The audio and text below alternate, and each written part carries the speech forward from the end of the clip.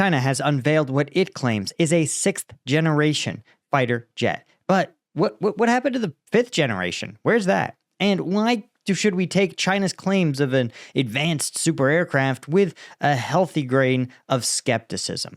I'm Paul, U.S. Army combat veteran. Let's talk about it.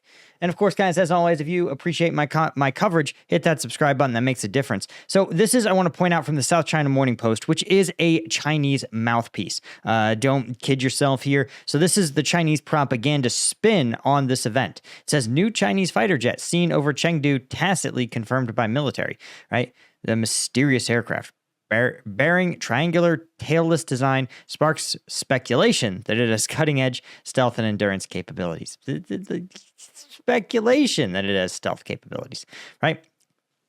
This is footage and images that leaked from the Chinese on Thursday, right? And the country's official media tacitly confirmed that this was indeed what they claim is one of their fighter jets. Now, obviously, this stealthy top secret project, of course, they flew over a major city in Chengdu in Sichuan province in broad daylight next to their 5th generation J-20, according to videos shared on Chinese social media.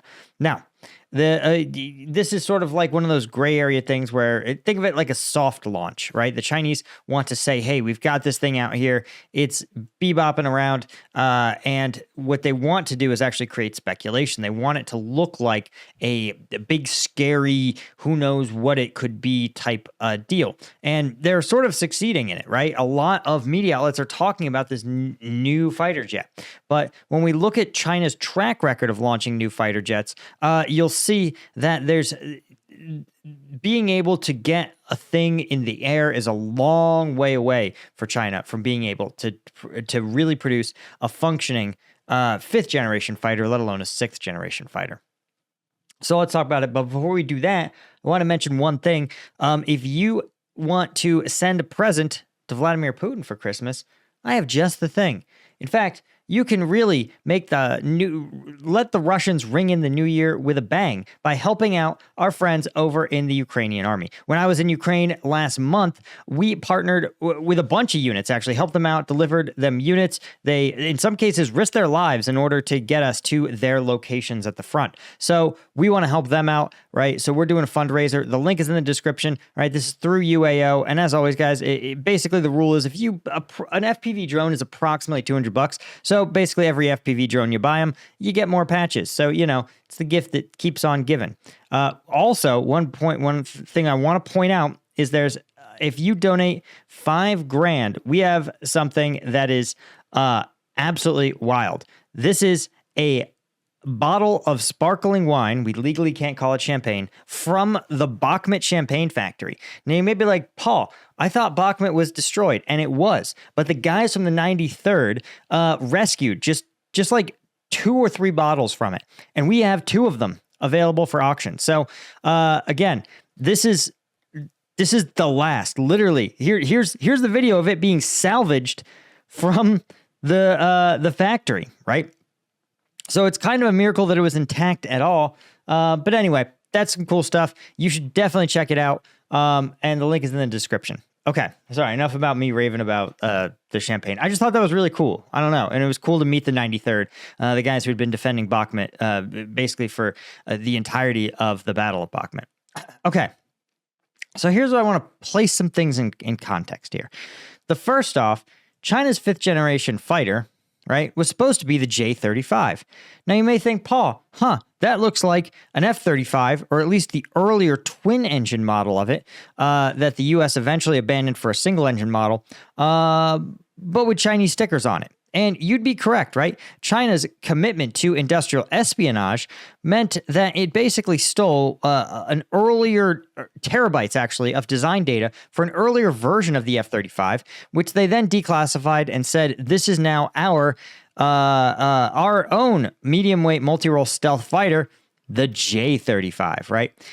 Really the fact they didn't even bother to redesignate the aircraft is a pretty big FU to the United States. Now, what China is patting itself on the back for is not necessarily that they stole the data for an F-35. Again, Chinese have been stealing industrial data for years, but that they said, listen, we can make it too. We have the industrial and high-tech manufacturing capabilities and the top-tier engineers that we could get this thing ready to roll, right? Now, here's the problem. There's no evidence that this is actually an F-35. It looks like an F-35, right? But there's some issues, right? The number one of which is, well, look at this. The J-35, and this is a multi-role stealth fighter, guys. It's a gee whiz, and it first flew in October of 2012. They said, look at this. The FC-31, guys, it's our answer to the F-35. And then just a quick 10 years later, it flew under the designation J-35. And then 2 years later, it was the J-35A. But don't worry, guys. After just a quick 12 years after it was first assembled, it is comfortably in flight testing, right? So the number produced, operational history is nil, consists of flight testing, right?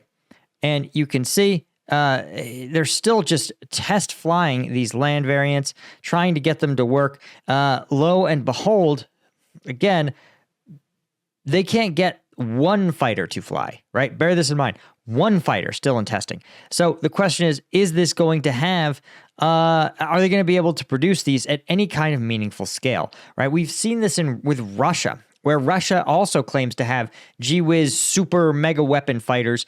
And they totally were like, we are going to totally have stealth technology, right? Remember, guys, the first stealth fighter aircraft by the U.S. were deployed in the 90s. And so, or at least publicly acknowledged in the 90s. And so Russia has had literally 35 years to clone U.S. stealth technology, and they haven't been able to do so, or at least not able to do so at scale, right? They might have one or a handful of aircraft that are capable of doing this, and that's a big, might is doing a lot of work here. But you notice they're not on the battlefield in Ukraine. And because they're so technically sophisticated, so expensive for Russia to produce, if they even can get the materials to do the production, that they can't afford to risk them on the battlefield.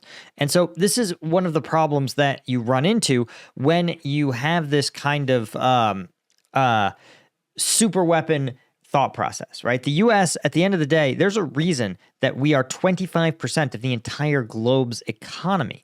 And it's because we can make shit like this at a scale that no one else can. So, and by that, I mean, we produce about 150 F-35s a year right now. China, again, by comparison, in a decade, has only verifiably produced less than 10 of these variants. Now, they claim they have another fifth-generation fighter jet, the J-20 Mighty Dragon, right? Which totally flew 13 years ago, right? And is in service, and they've built 300 plus of them.